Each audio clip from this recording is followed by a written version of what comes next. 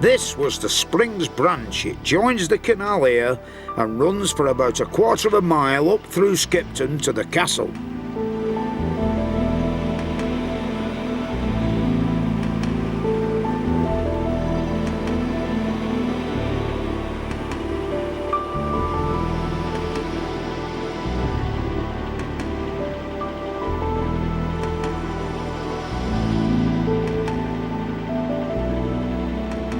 It stops at the bottom of the cliff, right under the castle wall. And it's beautifully peaceful here now, but 200 years ago it was absolute bedlam.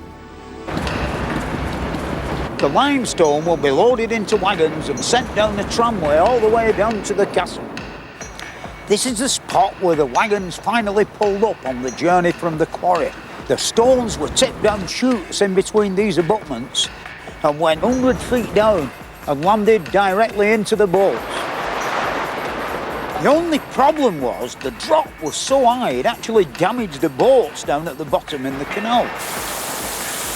The noise, of course, of the falling stones annoyed the occupants of the castle. In the end, the inhabitants of the castle had had enough of the racket of the stones falling down from these great chutes, so they decided to build a bypass in the form of this magnificent inclined plane.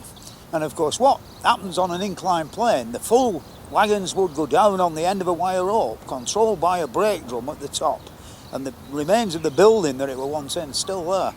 And that in turn would pull the other empty wagons back up to the top to be refilled and you know, sent back down one more time. And of course, here and there, you can still see traces of the track. The remains of one of the railway sleepers, complete with peg or holding down nail. Incredible. And over here is like the original lighting system. Been here for a long time with looks of things. You know, it's a wonder nobody's nicked that, really, isn't it?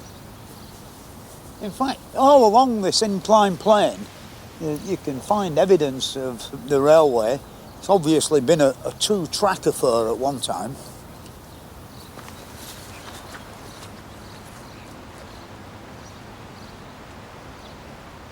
You would unload here at the foot of these old abutments and pour the stone down the chutes into the waiting barges.